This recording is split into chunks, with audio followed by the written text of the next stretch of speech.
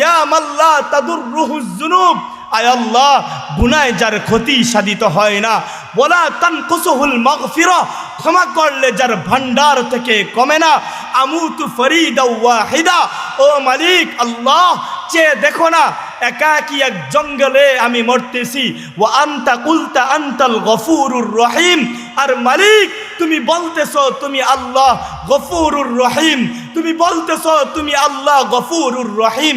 হ্যাঁ মানলাম তুমি আল্লাহ গফুর, কিন্তু তুমি যদি আমাকে ক্ষমা না করো তাহলে দুনিয়ার সবার জন্য তুমি গফুর হতে পারো, সবার লাভও হতে পারে। তুমি যদি আমাকে ক্ষমা না করো তুমি গফুর হয়ে আমার কি লাভ হবে? খলিফাতুল মুসলিমিন হযরত ওমর ফারুক রাদিয়াল্লাহু তাআলা আনহু রাসূলের দরবারে যাচ্ছেন, প্রতিমধ্যে এক যুবকের সঙ্গে মোলাকাত হয়ে গেল। যুবকটা কেন যেন হাউমাউ করে কান্নাকাটি করতেছে, হযরতে ওমর কঠিন দিলের মানুষ, শক্ত মানুষ, কিন্তু যুবকের কান্না দেখে হযরতে ওমর নিজের চোখের পানি আটকায় রাখতে পারলেন না। তিনিও হাউমাউ করে কান্নাকাটি করতে আরম্ভ করলেন। মুসলমান ভাইয়ের কান্না দেখে তিনি আর নিজেকে বরদাস্ত করতে পারে নাই, তিনিও কান্না করতে আরম্ভ করলেন। এই কান্নারত অবস্থায় সরকার দু আলম নবীর কাছে হাজির হয়ে গেলেন। আল্লাহর নবী সরকার দু আলম নবী হযরতে ওমর রাদিয়াল্লাহু তাআলা আনহুর চোখে পানি দেখে ডাক দিয়ে বললেন, হে ওমর কি হয়েছে আপনার, কেনই বা এরকম আপনি কান্নাকাটি করতেছেন?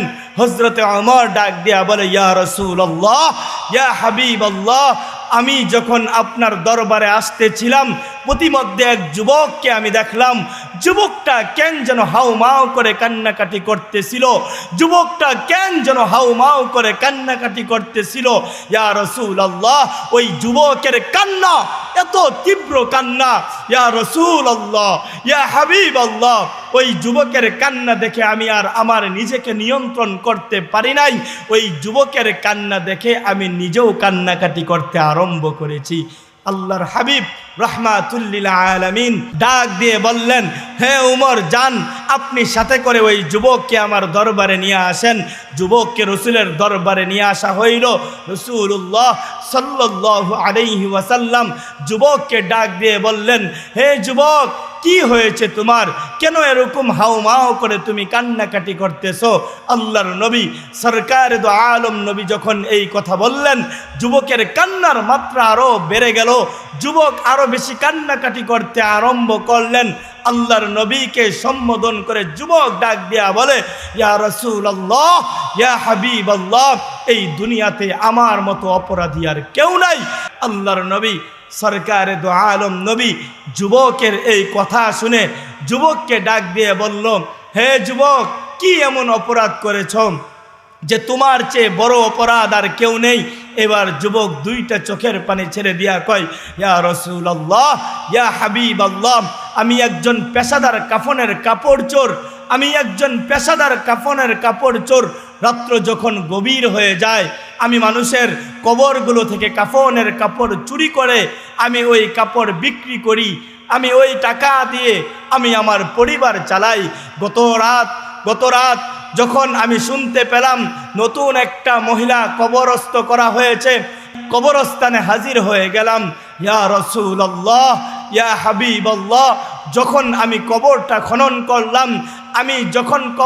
খনন করলাম, মাইয়াতের শরীর থেকে যখন আমি কাফনের কাপড়টা খুললাম, ইয়া রাসূলুল্লাহ, ইয়া হাবিবাল্লাহ, চেয়ে দেখলাম এক টকবকে সুন্দরী মহিলা। আমি ওই মহিলার সৌন্দর্য দেখে আমি আর আমার নিজেকে নিয়ন্ত্রণ করতে পারি নাই। ইয়া রাসূলুল্লাহ, ইয়া হাবিবাল্লাহ, আমি আর আমার নিজেকে নিয়ন্ত্রণ করতে পারি নাই। আমি ওই মৃত মহিলার সঙ্গে জিনাহে লিপ্ত হয়ে গেলাম। ইয়া রাসূলুল্লাহ, ইয়া হাবিবাল্লাহ, যখন আমি জিনা করে ওই মাইয়াতকে আমি আবার কবরস্থ করে কাফনের কাপড় নিয়ে আমি বাড়ি ফিরব, এমন সময় গাইবি আওয়াজ, মেয়েবি কণ্ঠে গাইবি আওয়াজ ডাক দিয়ে বলতেছে, ভাই রে আমার পরিবার আমাকে পাক ও পবিত্র অবস্থায় কবরে রেখে গিয়েছিল। কেন রে ভাই তুই আমাকে অপবিত্র করলি? কেন এই হাজার হাজার মাইয়াতের সামনে তুই আমাকে উলঙ্গ করলি রে ভাই? আমি আমার হায়াতের অবস্থাতে আমি কখনো আমার সতীত্বকে আমি নষ্ট করি নাই। আমি আমার সতীত্বকে রক্ষার জন্য চেষ্টা করেছি রে ভাই। কেন তুই আমাকে এই অবস্থা করলি? এরকম মেবি কণ্ঠে যখন কান্না মাখা একটা আওয়াজ আসে, ইয়া রাসূলুল্লাহ, ইয়া হাবিবাল্লাহ, আমার দিলের মধ্যে পরিবর্তন আসলো। আমি হাউমাউ করে কান্নাকাটি করতে আরম্ভ করলাম। নিজেকে অনেক বড় অপরাধী মনে হইল।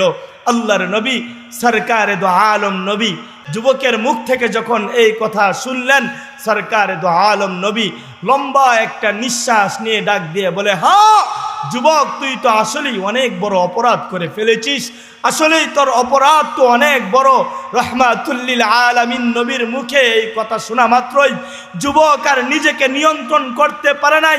পাহাড়ের এক পাদদেশে চলে গেল। যুবক খানাপিনা ছেড়ে দিল, এক পাহাড় থেকে অপর পাহাড়ে দৌড়ায়, আজ চিৎকার দিয়ে বলে, আল্লাহ আমাকে তুমি ক্ষমা করে দাও।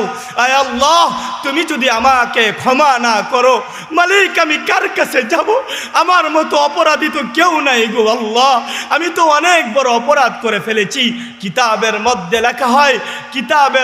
লেখা হয় ওই যুবক খানা পিনা ছেড়ে দিনের পর দিন এরকমভাবে আল্লাহর কাছে তওবা করতে আরম্ভ করলো, আল্লাহর দরবারে রুনাজারি করতে আরম্ভ করলো।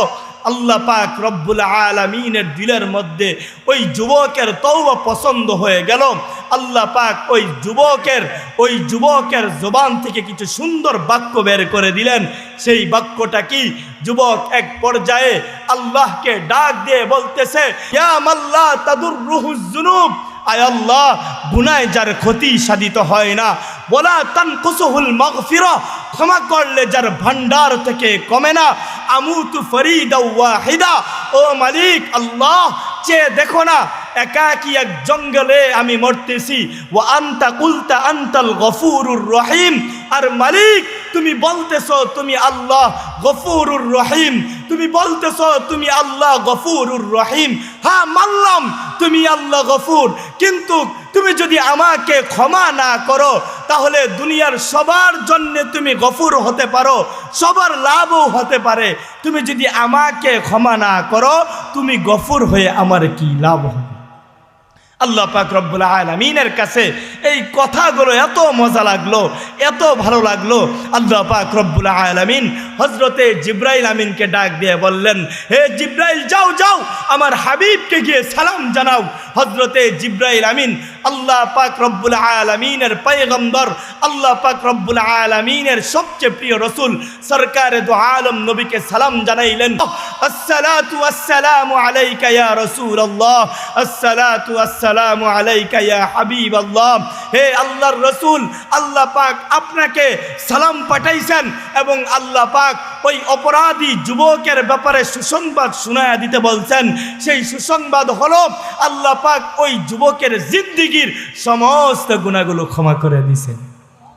শুধু তাই না, আল্লাহ শুধুমাত্র ক্ষমা করেছেন বিষয়টা এরকম না, আল্লাহ পাক তার যে গুনাহগুলো ছিল ওই গুনাহগুলো আল্লাহ পাক রব্বুল আলামিন নেকি দ্বারা পূর্ণ করে দিয়েছেন। পড়েন সুবহানাল্লাহ। এই আল্লাহকে চিনার দরকার আছে না নাই? আলহামদুলিল্লাহ, চিনার দরকার আছে না নাই?